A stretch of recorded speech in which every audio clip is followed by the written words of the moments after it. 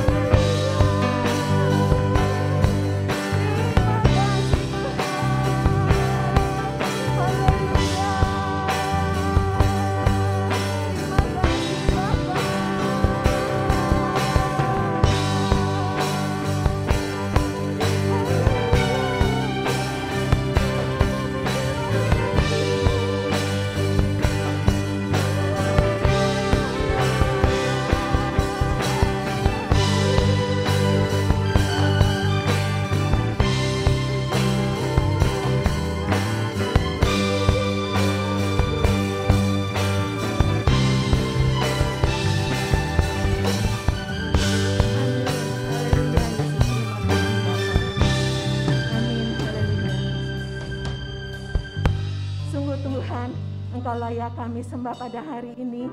Hari-hari, setiap hari, setiap waktu kami patut untuk menyembah dan memuji nama-Mu. Karena kami tahu lewat pujian yang kami naikkan kepadamu, hati Engkau disenangkan Tuhan.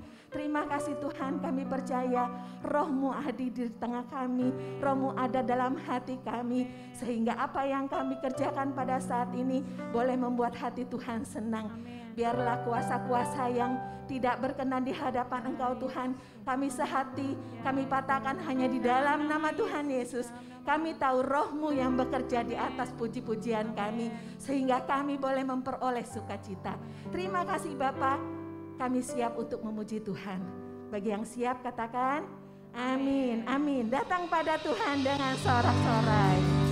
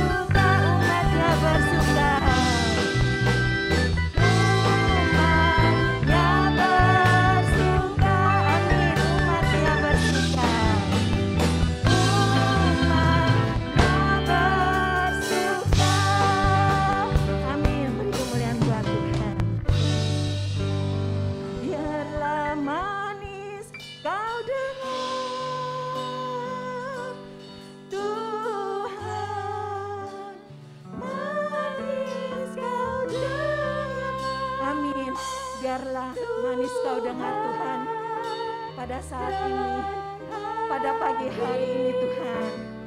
Amin. Suka karena-Mu, inilah yang ku dengar.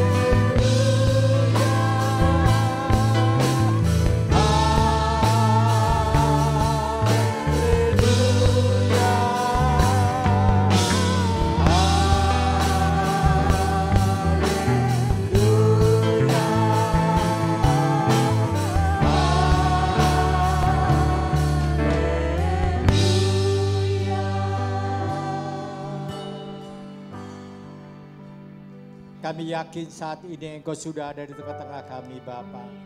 Karena firman-Mu berkata Engkau turun di tengah pujian anak-anak-Mu. Kami sudah memuji dan membesarkan nama-Mu Bapa. Sekarang tibalah saatnya di mana kami mau mendengarkan firman-Mu. Sebab itu tolong kepada kami. Supaya firman yang kami dengar itu boleh masuk di dalam hati kami. Boleh bertumbuh di dalam hati kami. Dan kami akan hidup berkemenangan oleh karena firman yang ada di dalam hati kami ya Bapa. Terima kasih Tuhan, kami percaya Engkau sendiri akan berkata-kata buat kami. Sebab itu Tuhan, kami mau berikan pikiran, hati dan jiwa kami kepada-Mu. Untuk Engkau bentuk seturut rencana dan kehendak-Mu. Kami undang kuasa urapan-Mu akan turun di tengah-tengah kami. Mengurapi kami semua, mengurapi hamba ya Tuhan. Sehingga firman yang disampaikan bukanlah hikmat manusia. Tetapi yang disampaikan adalah kebenaran firman-Mu. Isi hati-Mu yang membuat kami kuat di dalam Engkau. Sebab itu tolong kepada kami semua Bapa. Kuduskan pikiran, jiwa, hati, mulut hamba Bapa. Supaya segala sesuatunya jadi di dalam kehendak-Mu saja. Terima kasih Bapa, bersabdalah karena kami sudah siap mendengar. Dalam nama Yesus kami sudah berdoa.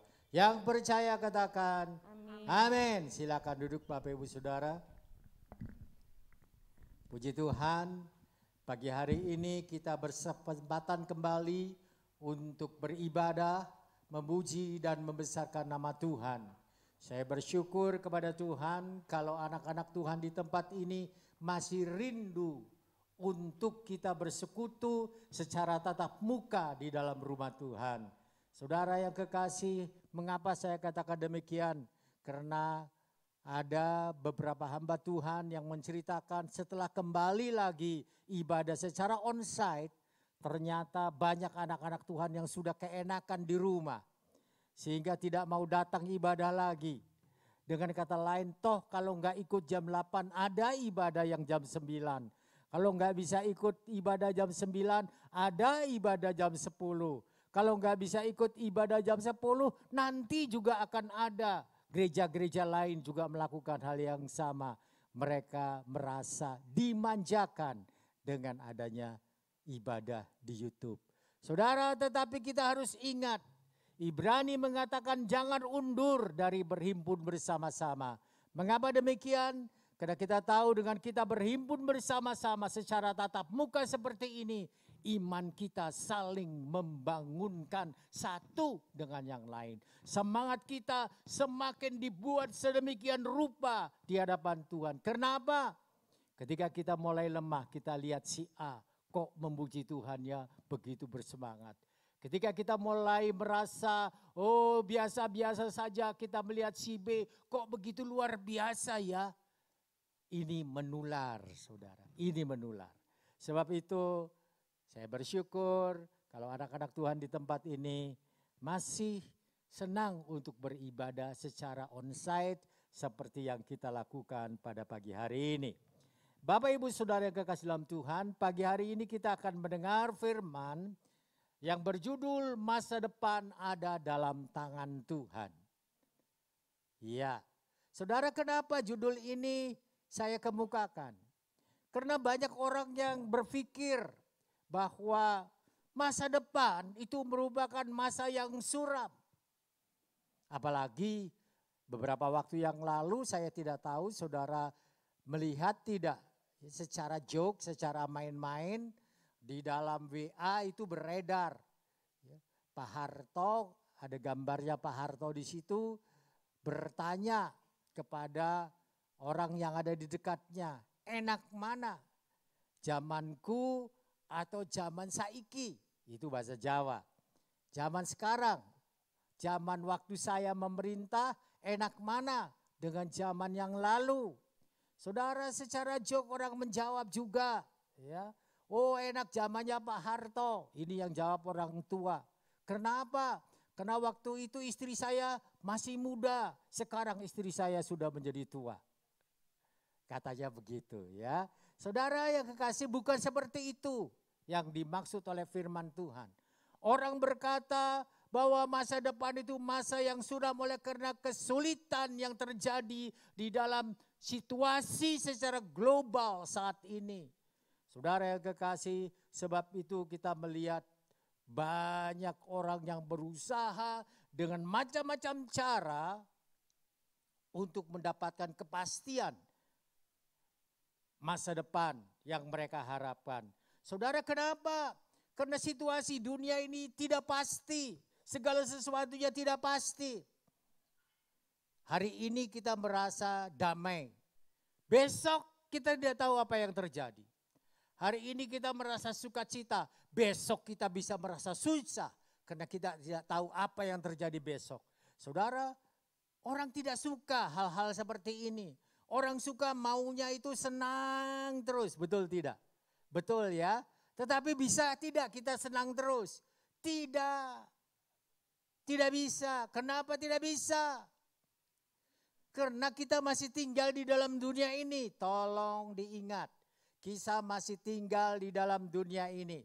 Firman Tuhan memberitahukan kepada kita bahwa dunia ini bukan negeri kita. Dunia ini bukan tempat yang menyenangkan jiwa hati kita. Kita tinggal di dalam dunia ini untuk sementara. Sementara itu artinya apa? Sementara kita masih menjadi manusia yang hidup. Nanti kalau kita sudah mati, kita tidak hidup lagi di dalam dunia ini. Tetapi di dalam satu tempat. Sebagaimana Injil Yohanes mengatakan, yang Yesus sediakan, kesanalah kita itu akan pergi. Saudara yang kekasih dalam Tuhan, sebab itu kita tidak boleh bingung seperti orang dunia. Mencari kepastian. Oh, bagaimana masa depannya? Saudara, dan kita melihat apa yang dilakukan orang pada akhirnya. Karena ingin mengetahui masa depannya. Banyak hal. Coba kita lihat di dalam Yeremia 29 ayat 11 lebih dulu. Ya. Di dalam Yeremia 29 ayat 11 berkata demikian. Sebab aku ini mengetahui rancangan-rancangan apa yang ada padaku mengenai kamu. Demikianlah firman Tuhan. Yaitu rancangan damai sejahtera dan bukan rancangan kecelakaan. Untuk memberikan kepadamu hari depan yang penuh harapan. Luar biasa. Saudara yang kekasih, coba simak betul-betul dan baca pelan-pelan ayat ini. Kalau dibaca sepintas, kita kadang-kadang terlewat mengertinya. Tapi coba baca pelan-pelan. Sebab aku ini, akunya itu A-nya huruf besar, berarti yang bicara ini siapa? Ya, Tuhan kita, Allah sendiri. Mengetahui rancangan-rancangan apa yang ada padaku tentang kamu. Mengenai apa yang ada padamu. Kata firman. Saudara, dengan kata lain, Tuhan itu membuat rancangan untuk kita hidup di dalam dunia ini. Tuhan itu punya rencana, membuat rencana untuk kita hidup selama di dalam dunia ini. Saudara, dan dia menegaskan di dalam firman-Nya, yaitu rancangan damai sejahtera. Rancangan damai sejahtera loh yang Tuhan buat saudara dan saya. Tapi kenyataannya kok saya hidupnya susah om. Kok saya hidupnya begini-begini saja Pak. Pak Pendeta, benar enggak firman Tuhan yang berkata seperti itu? Kok nyatanya saya masih merasakan hal yang sama seperti yang dulu? Saudara yang kekasih dalam Tuhan, kalau dikatakan oleh firman Tuhan rancangan damai sejahtera, itu perlu kita imani dengan sungguh-sungguh. Dan Tuhan menggenapkan rencananya di dalam hidupku dan di dalam hidupmu melalui suatu proses, bukan instan.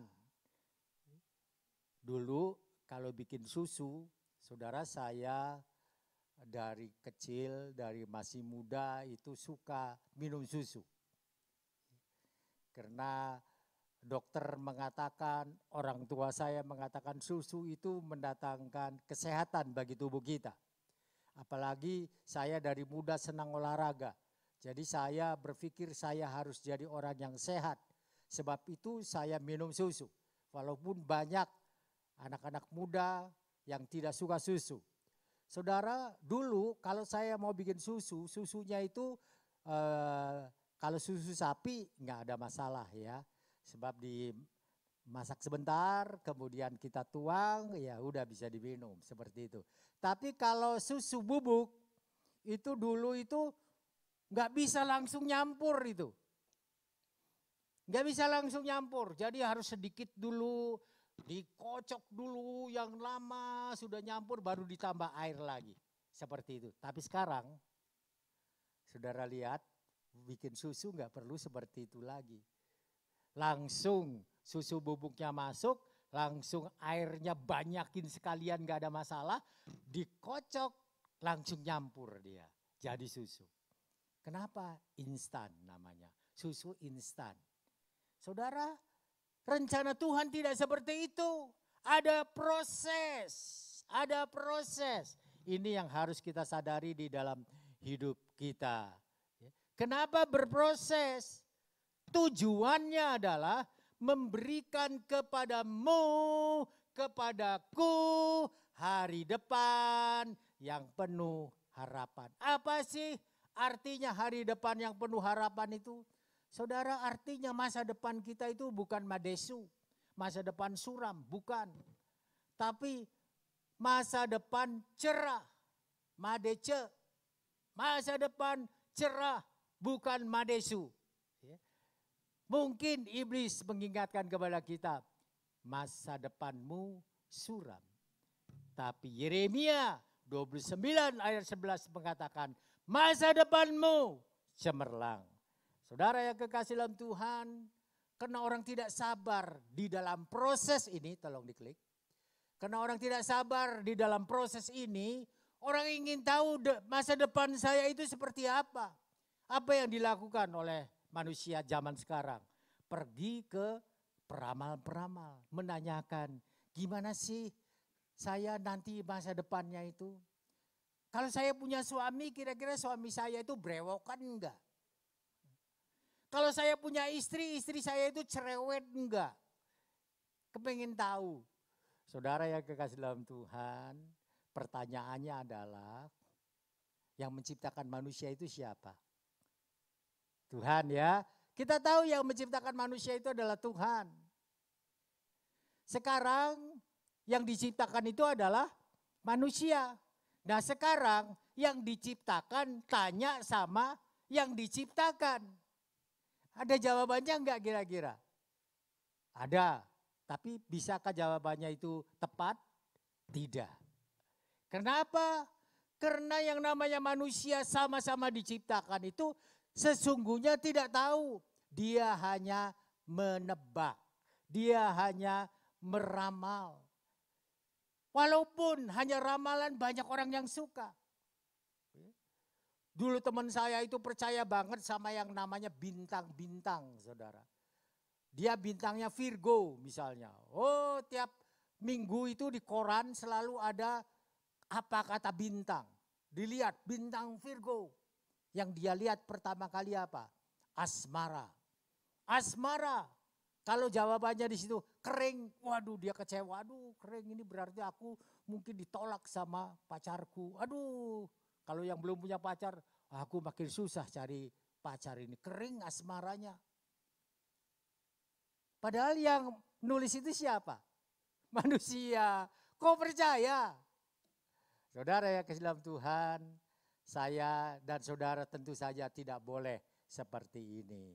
Nah, saudara, apakah manusia bisa mengetahui tentang masa depan seseorang? Tidak, dan itu dilarang oleh Tuhan. Coba kita lihat di dalam Imamat 19, tolong saya dibantu. Imamat 19, Imamat 19 ayat yang ke 31. Ya, supaya saudara juga bisa lihat di sana ya. Oke. Firman Tuhan berkata demikian.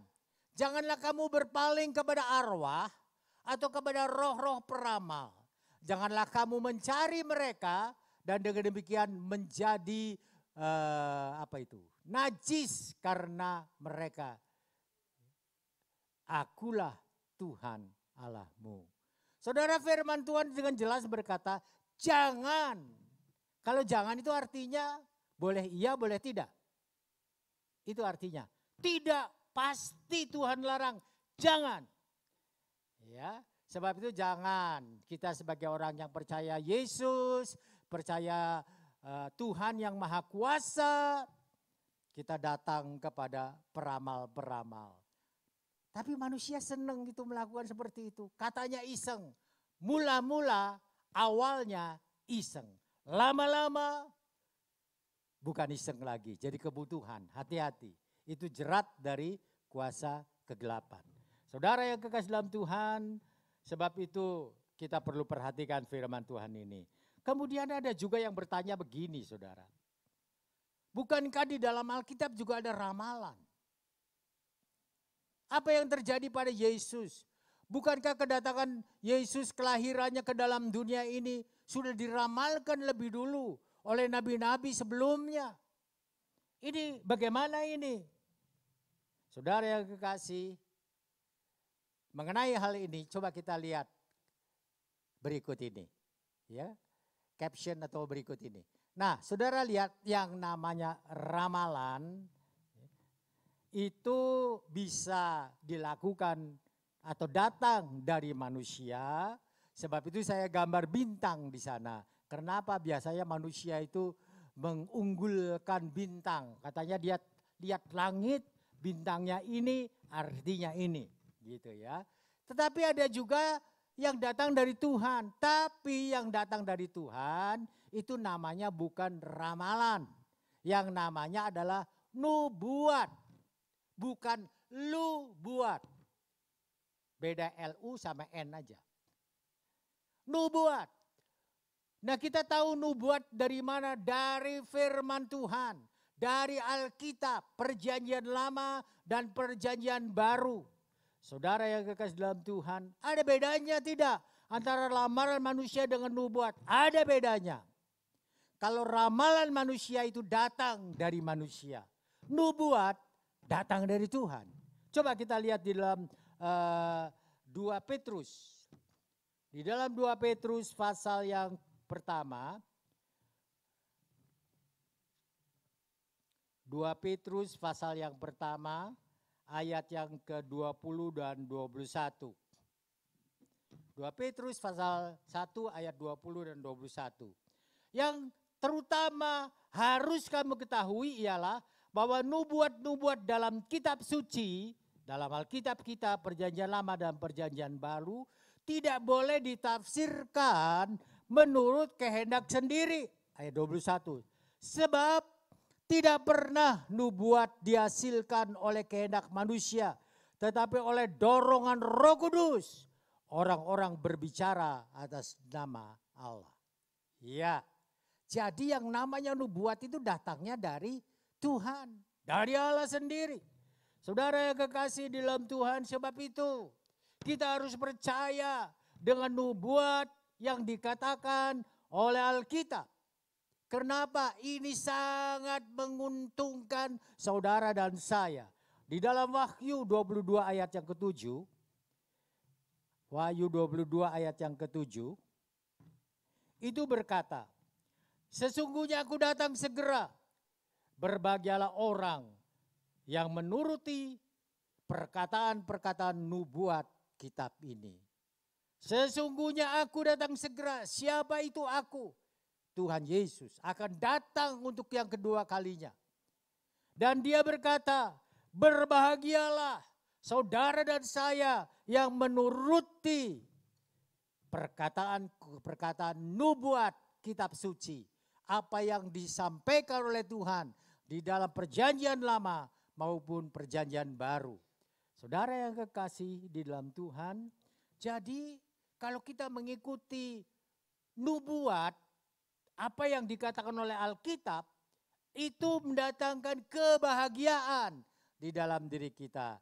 Tetapi kalau saudara mengikuti ramalan manusia, Saudara senang kalau ramalannya itu menyenangkan. Betul tidak? Saudara, kawan saya itu cerita.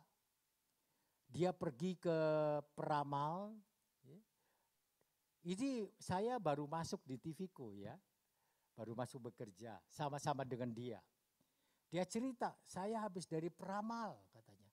Terus saya tanya, peramal itu berkata bahwa masa depan saya cerah. Cerahnya seperti apa? Saya akan jadi direktur di perusahaan ini. Wah, saya berkata seperti itu ya. Seneng gak dia dengar itu? Seneng pasti. Wah, dia ceritakan sama teman-teman yang lain. Wah, dia sangat bangga. Aku akan jadi direktur di perusahaan ini. Kata siapa? Kata peramal. Wah, bangga dia saudara. Tetapi kenyataannya gimana? Sampai pensiun, usianya lebih tua dari saya. Jadi sampai pensiun saya tahu dia pensiun. Karena usianya lebih tua dari saya. Dengan kata lain dia pensiun lebih dulu daripada saya. Gak pernah itu dia sampai jadi direktur. Gak pernah. Saudara sampai manajer? Iya. Sampai direktur? Enggak. Kenapa? Karena yang meramalkan adalah manusia. Ramalan manusia itu bisa ya kebetulan sifatnya. Tetapi juga bisa tidak. Karena namanya manusia. Tapi kalau firman Tuhan yang mengatakan itu pasti ya. Karena apa? Allah sendiri yang mengatakannya. Saudara lihat bahwa kelahiran Yesus itu sudah diramalkan, dinubuatkan sekian ribu tahun sebelumnya. Terjadi tidak? Terjadi. Kesengsaraan Tuhan sudah diramalkan sekian ribu tahun lamanya. Terjadi tidak? Terjadi. Kematian dan kebangkitan Yesus sudah diramalkan sekian ribu tahun sebelumnya. Terjadi tidak? Terjadi. Kenapa? Tuhan yang mengatakannya.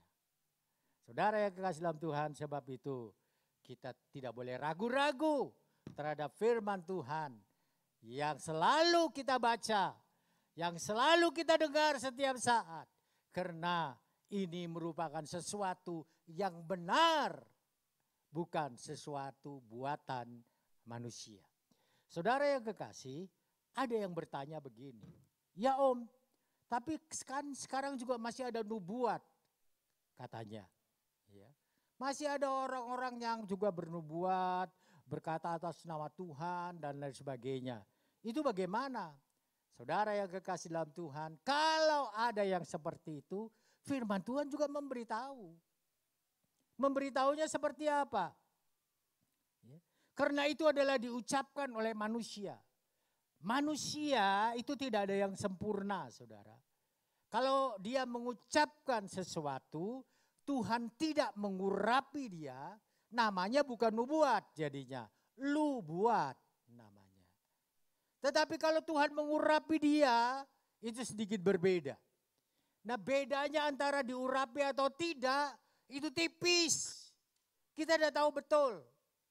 Tapi kita bisa tahu kira isinya itu apa. Dulu pada waktu saya ibadah di Cirebon, masih di SMA saudara. Ada yang bernubuat begini. Brur, Tuhan bicara kepada saya. Brur harus menjual toko brur sekarang ini. Brur harus sekolah Alkitab, melayani Tuhan. Dia percaya itu. Dan akhirnya dia jual tokonya. Padahal toko yang menghidupi dia bersama keluarganya. Setelah dia sekolah Alkitab, dia jual tokonya. Waktu uang hasil penjualan toko belum habis, belum terasa. Tetapi begitu uang sudah habis, dia sudah tidak punya penghasilan lagi, dia masih sekolah Alkitab karena tahun ketiga, keluarganya mulai kelaparan. Mulai bingung. Saudara yang kasih dalam Tuhan, apakah ini datang dari Tuhan? Kalau seperti ini. Saya kira tidak ya, tidak. Karena kalau itu datang dari Tuhan, Tuhan pasti pelihara keluarganya, tidak akan sampai terlunta-lunta keluarganya. Dia di sekolah Alkitab, makannya dari sekolah Alkitab, keluarganya bagaimana? Wah, akhirnya penyesalan yang terjadi. Kenapa? Karena bukan dari Tuhan. Apalagi ada yang berkata, saudaraku, Tuhan berkata kepada saya, ceraikan istrimu. Tidak mungkinlah ada nubuatan bertentangan dengan firman Tuhan. Tidak mungkin, saudara. Sebab itu Tuhan berkata apa? Kenapa? Kadang-kadang orang yang mengucapkan itu, satu, tadi saya katakan ada urapan atau tidak. Dua, pengaruh kemanusiaannya itu masih ada. Saudara yang kekasih, sebab itu Tuhan berkata, diuji. Coba kita lihat di dalam 1 Yohanes. Di dalam 1 Yohanes pasal yang keempat ayat yang ke-1. Yohanes 4 ayat yang ke-1 berkata demikian. Saudara-saudaraku yang kekasih, janganlah percaya akan setiap roh, tetapi ujilah roh-roh itu. Apakah mereka berasal dari Allah? Sebab banyak nabi-nabi palsu yang telah muncul dan pergi ke seluruh dunia. Iya. Jadi saudara yang dalam Tuhan, firman Tuhan katakan uji. Apakah nubuat di dalam perjanjian lama dan perjanjian baru sudah diuji? Sudah. Dan ada buktinya. Buktinya apa? Hasilnya kita melihat. Hasilnya apa? Semua digenapi. Cuma satu yang belum. Tahu ya, yang satu itu yang belum apa? Kedatangan Tuhan yang kedua kalinya. Itu saja yang belum. Yang lain sudah digenapi. Apa yang kurang? Tanda-tanda zaman bahwa Yesus sudah mau datang, sudah mulai digenapi satu. Kita melihat hal itu. Tapi kedatangan yang kedua belum. Tapi segera akan digenapi. Saudara, kenapa? Yang tadi saya katakan, itu berasal dari Allah. Pasti digenapi. Saudara yang kasih dalam Tuhan, 1 Tesalonika 5. Kita lihat di dalam 1 Tesalonika 5.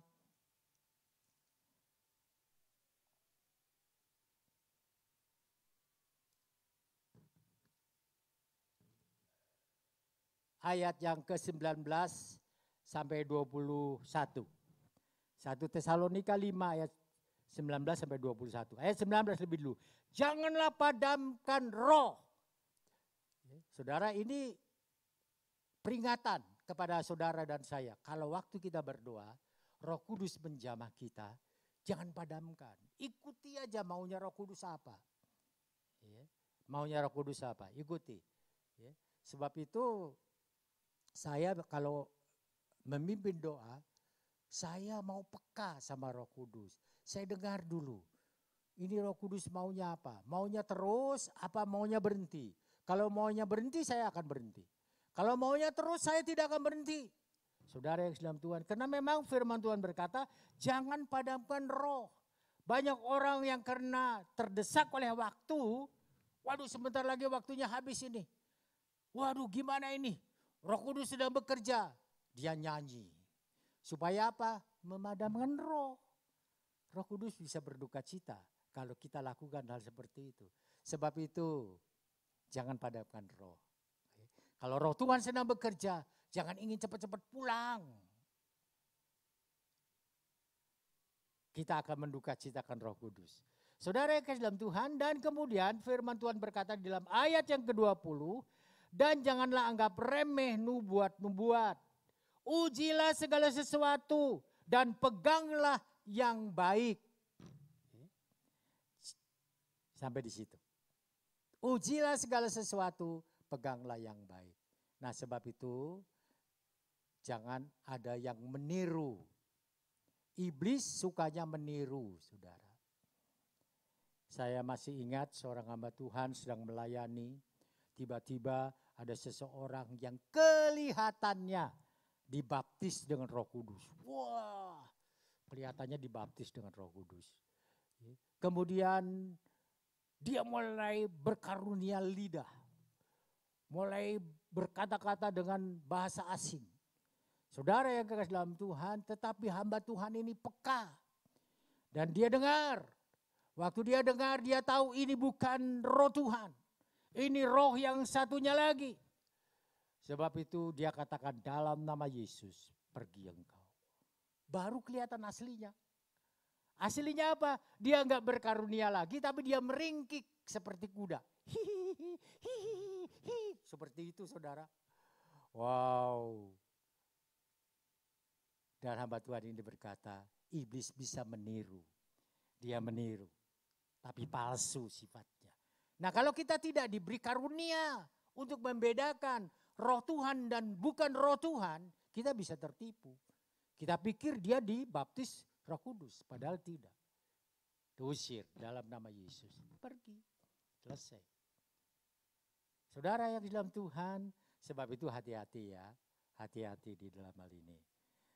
Oke, kemudian Bapak Ibu Saudara kekasih, kalau tadi kita tidak boleh datang kepada peramal, berharapnya kepada siapa dong? Kepada Tuhan, itu sudah pasti. Saudara yang kekasih dalam Tuhan, kita harus berharap kepada Tuhan. Kenapa? Yeremia 29 ayat 11 tadi jelas. Tuhan mempunyai rencana tentang saya. Tuhan punya rencana tentang saudara.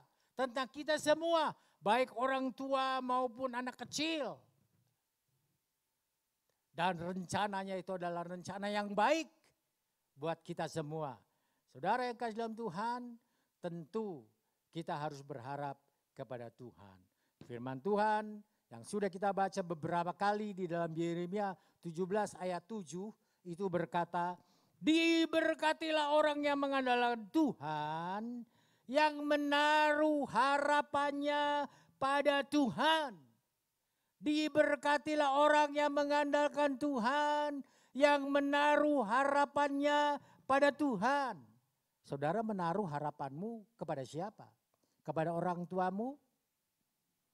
Kepada suami, kepada istri, kepada anak, atau kepada siapa?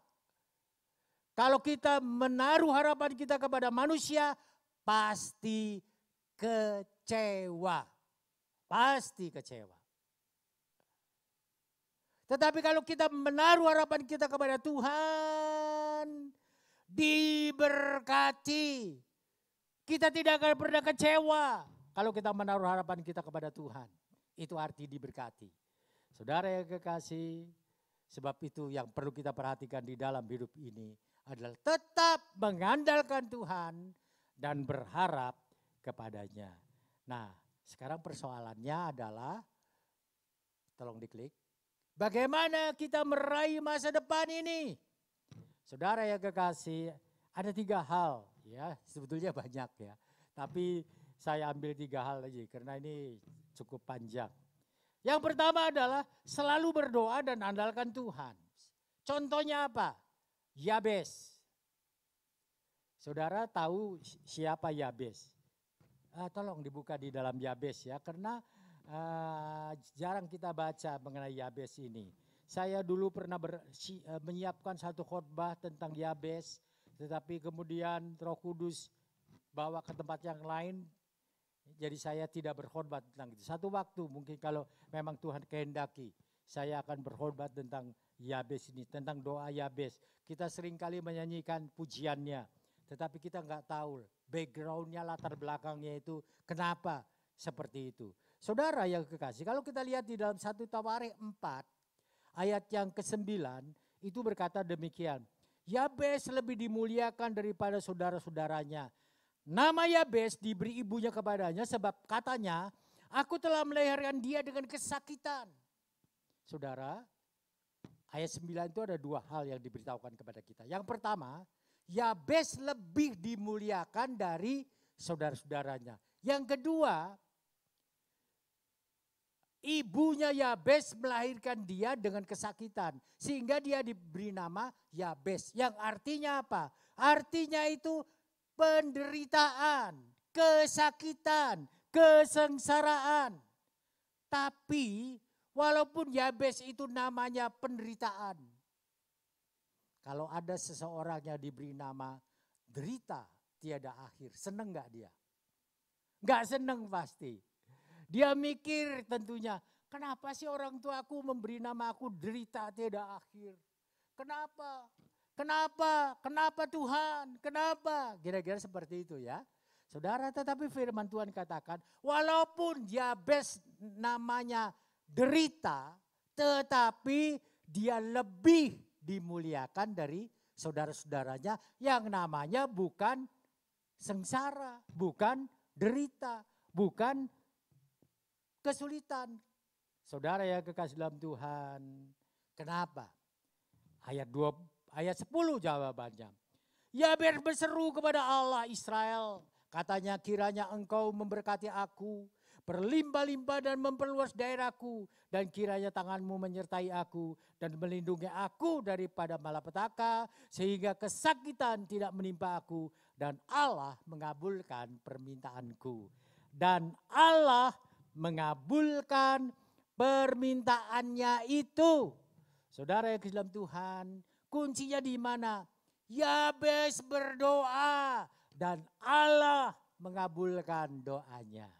Saudara, kalau kita mau meraih masa depan yang cemerlang, masa depan yang cerah, kita harus selalu berdoa dan mengandalkan Tuhan di dalam hidup kita. Kenapa? Karena Tuhan menjawab seru doa orang-orang yang datang kepadanya. Dia Allah yang baik, dia Allah yang peduli kepada saudara dan saya. Itu yang pertama. Yang kedua, tidak menyerah kepada keadaan. Allah mau supaya saudara dan saya tidak menyerah kepada keadaan. Kenapa? Karena kita hidup dalam proses. Tuhan memproses saudara. Tuhan memproses saya. Saudara yang dalam Tuhan. Dan kita tidak boleh menyerah di dalam proses ini. Contohnya Yusuf. Saudara tahu Yusuf. Saudara, Yusuf itu pada waktu dia masih muda, dia bermimpi. Ada 11 ikatan gandum, 11 ikatan ini tunduk kepada ikatannya dia, gandumnya dia. Kira-kira begitu. Kemudian dia bermimpi melihat bulan dan bintang sujud kepadanya. Dia cerita kepada orang tuanya. Orang tuanya, ya anakku, mimpi itu kembangnya orang tidur. Udah kamu tenang aja. Masa iya sih bapakmu harus tunduk pada engkau? Dia cerita sama saudara-saudaranya, kamu anak bungsu. Memangnya mau disembah sama kakak-kakakmu? Wah, malah dimarahi saudara. Apakah Yusuf kecewa dengan mimpinya? Tidak. Saudara yang di dalam Tuhan, dan kemudian apa yang terjadi? Dia dimasukkan ke dalam lubang sumur oleh kakak-kakaknya. Apakah sampai di situ penderitaannya? Tidak. Dia dijual ke pedagang di Mesir. Apakah sampai di situ? Tidak. Sampailah dia di rumah Potifar. Baru narik nafas sebentar. Aduh, enak juga ya kerja di rumah Potifar ini. Aduh, masalah datang. Dia difitnah sama istrinya Potifar yang menyebabkan dia masuk penjara. Lihat proses yang dialami Yusuf. Apakah Yusuf kemudian berkata, Tuhan, mengapa ini harus terjadi di dalam hidupku? Enggak ada firman Tuhan berkata begitu. Apakah kita baca di dalam firman Tuhan kemudian Yusuf berdoa kepada Allahnya dan berkata, Tuhan, mengapa engkau menyiksa aku? Enggak ada. Tidak. Yusuf yakin Tuhan beserta di dalam hidupnya. Yusuf yakin Tuhan pasti menolong dia. Karena waktu dia di lubang sumur dia berdoa, dia bisa dikeluarkan. Walaupun senangnya itu hanya sementara. Tetapi dia tahu Tuhan menyertai hidupnya. Dia yakin ini yang harus ada pada diri kita sebagai orang yang percaya kepada Yesus. Tidak menyerah kepada keadaan. Kenapa? Yakin Allah besertaku. Ini yang harus ada di dalam hidup kita sebagai orang yang percaya. Saudara, akhirnya apa? Kita tahu ceritanya. Yusuf menjadi orang kedua di Mesir. Wakilnya Firaun. Luar biasa. Kekuasaannya dahsyat. Dan apa yang dia mimpikan terjadi. Orang tuanya menghormati dia. Kakak-kakaknya datang dari negeri yang jauh mencari dia, menyembah sujud kepadanya. Karena belum kenal tadinya itu adalah Yusuf. Saudara tahu ceritanya itu. Yang ketiga, saudara, Tuhan mau supaya saudara dan saya tetap hidup dalam iman. Ini yang paling penting, hidup dalam iman. Oh, bukan hidup dengan iman. Ya, saya katakan hidup dengan iman. Dengan itu kata yang kurang tepat menurut saya. Kenapa? Kalau saya berkata, saya menulis dengan full pen. Waktu saya mau menulis, saya baru cari full pen. Waktu saya mau menulis, baru saya gunakan full pen. Kalau saya tidak menulis, saya tidak gunakan full pen. Saudara yang dalam Tuhan, dengan iman kita tidak boleh seperti itu. Harus dalam iman. Artinya apa? Kita tidak lepas dari iman. Iman tidak lepas dari kita. Iman dan kita itu menjadi satu di dalam hidup ini. Iman kepada siapa? Kepada Yesus. Itu yang harus ada di dalam hidup kita sebagai orang yang percaya. Saudara tetap dalam iman. Contohnya apa? Petrus dan kawan-kawan. Saudara kenal siapa Petrus? Pada waktu dia baru kenal kepada Tuhan. Tuhan mau memilih dia sebagai salah satu muridnya. Tuhan temui dia di pantai Galilea pada waktu itu. Dan dia semalam-malaman tidak berhasil menangkap ikan. Saudara bisa baca di dalam Injil Lukas ya. Lukas 5. Nah pada waktu itu Tuhan berkata apa kepada Petrus?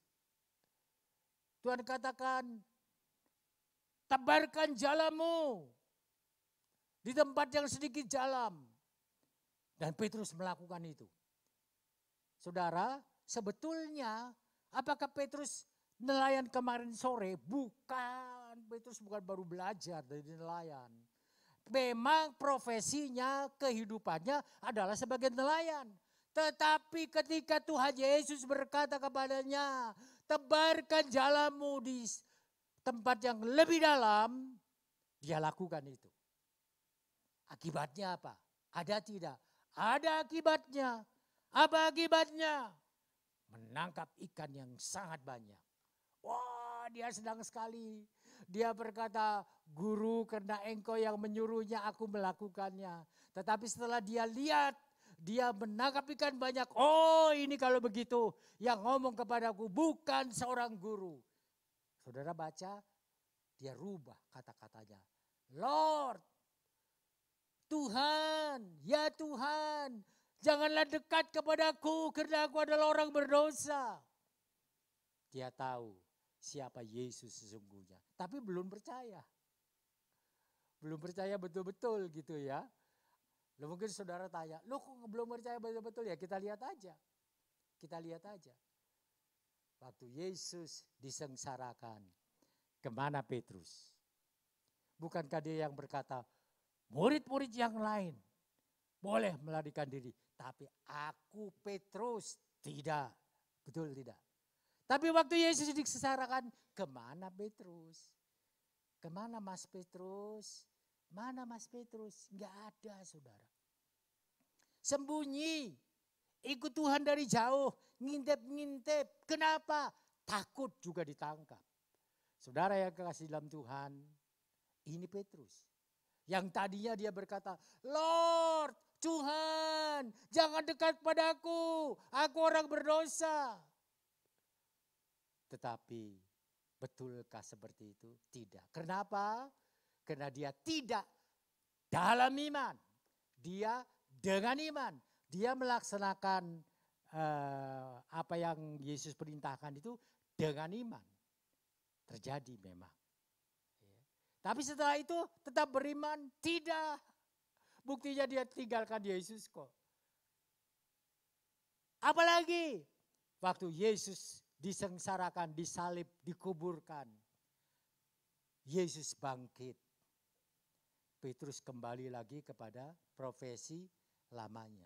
Saudara bisa baca di dalam Yohanes 21. Petrus kan kembali lagi jadi nelayan. Padahal Tuhan berkata di dalam Injil Lukas 5, mulai saat ini aku jadikan engkau bukan penjala ikan tetapi penjala manusia. Tetapi Yohanes 21, Petrus kembali lagi menangkap ikan. Berhasil tidak? Kita tahu ceritanya. Tidak berhasil. Semalam-malaman Petrus dan kawan-kawan tidak berhasil. Kenapa? Tidak hidup dalam iman. Dia meninggalkan Tuhan. Saudara yang kasih dalam Tuhan. Tetapi waktu Tuhan berkata, tebarkan jalamu di sebelah kanan. Dan Petrus melakukan itu. Wih, dapat ikan banyak. Baru Petrus ingat, ini kan Tuhan, ini kan Tuhan. Seringkali kita kayak begitu, saudara. Begitu sudah ditolong Tuhan, lupa sama Tuhan. Tinggalkan Tuhan. Berteriak lagi kepada Tuhan. Begitu Tuhan tolong, kita baru ingat lagi. Saudara, cukup Petrus jadi contoh. Kita jangan ikuti gayanya Petrus seperti itu. Ya, kita tahu memang akhirnya Petrus bertobat dan dia mati buat Tuhan. Ya. Tetapi sebelumnya dia sedang diproses. Saudara yang kasih dalam Tuhan, ini yang harus kita lakukan. 3 hal tadi ya. Selalu berdoa, andalkan Tuhan. Tidak menyerah pada keadaan. Yang ketiga, tetap hidup dalam iman. Bapak Ibu Saudara yang kekasih dalam Tuhan, masa depan itu tidak bisa kita lihat. Yakobus 4 ayat 14a berkata, kamu tidak tahu akan hari esok, kata firman Tuhan. Kita nggak tahu apa yang akan terjadi besok. Yakobus 4 ayat 14a. Tetapi pengharapan akan masa depan itu bisa kita miliki. Coba kita lihat Amsal. Di dalam Amsal pasal yang ke-23 ayat yang ke-18. Amsal 23 ayat 18. Karena masa depan sungguh ada. Masa depanku, masa depanmu, masa depan kita semua sungguh ada. Benar-benar ada. Bukan khayalan, bukan. Dan harapanmu tidak akan hilang. Ini kata firman. Saudara, yakini firman Tuhan. Kita punya masa depan yang cerah. Punya masa depan yang cemerlang. Apalagi saudara-saudara yang masih muda ini. Punya. Kalau yang sudah tua masa depannya cemerlang tidak cemerlang. Kalau setia terus dalam Tuhan, mati pasti masuk surga. Cemerlang enggak itu? Masa depan yang begitu? Cemerlang. Saudara yang kasih dalam Tuhan, sebab itu Tuhan memberikan masa depan yang cemerlang buat saudara dan saya. Dan yang namanya berharap kepada Tuhan itu tidak mengecewakan saudara. Sebab itu dia mau kita terus berserah dan berharap kepadanya. Karena berharap kepada Tuhan itu tidak mengecewakan. Roma 5 ayat 5. Berharap kepada Tuhan itu tidak mengecewakan. Ibrani 6 ayat 19. Pengharapan itu seperti sauh yang teguh. Sudah dijelaskan sama Pak Anton di dalam khotbahnya. Sauh itu pada kapal gunanya untuk apa? Untuk membuat kapal itu tidak terbawa arus laut kemana-mana. Terus ada di tempat itu. Berharap kepada Tuhan.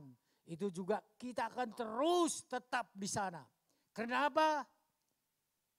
Karena pengharapan kepada Tuhan itulah yang membuat kita seperti kita mempunyai sauh, mempunyai jangkar yang teguh di dalam kehidupan kita. Yesus Kristus namanya. Haleluya. Tuhan memberkati. Kita akan sama-sama menyanyikan pujiannya mengatakan, bersamamu Tuhan, kulewati semua.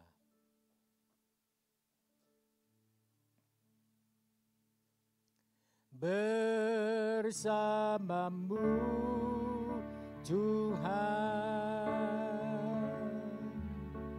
ku lewati semua.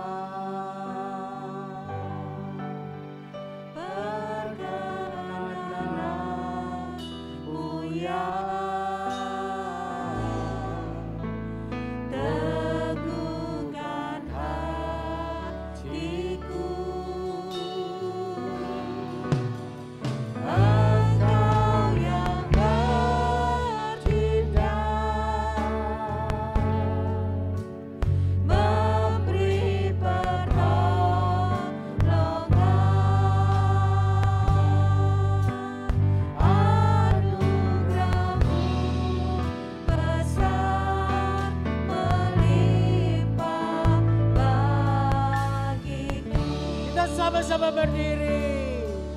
Oh, bersamamu Tuhan. Bersamamu Bapa. Amin.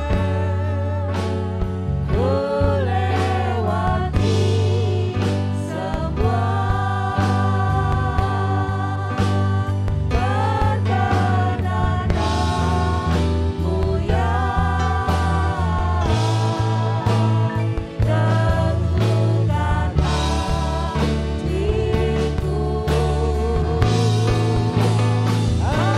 Engkau yang Dia bertindak buat saudara dan saya. Oh, dia memberi pertolongannya. Amin. Yakin, yakin pertolongannya besar, melimpah di dalam hidupku dan di dalam hidupku.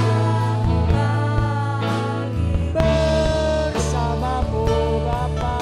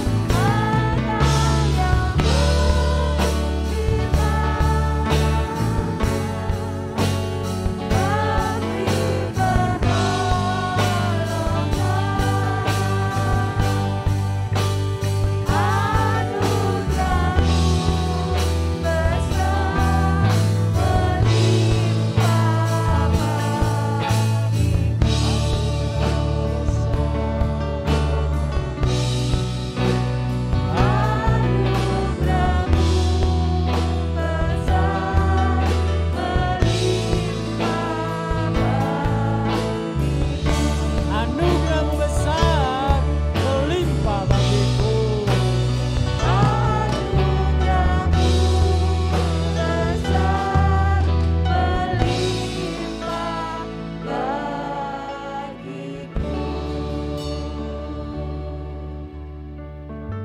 Terima kasih Bapa, kalau pada pagi hari ini kami sudah mendengarkan firman-Mu yang meyakinkan kepada kami semua bahwa hari depan buat kami sebagai anak-anak-Mu ada di depan mata kami.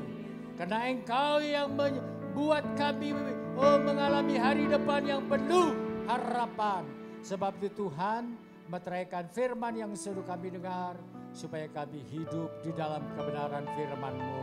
Terima kasih Bapa, dalam nama Yesus kami sudah berdoa. Amin.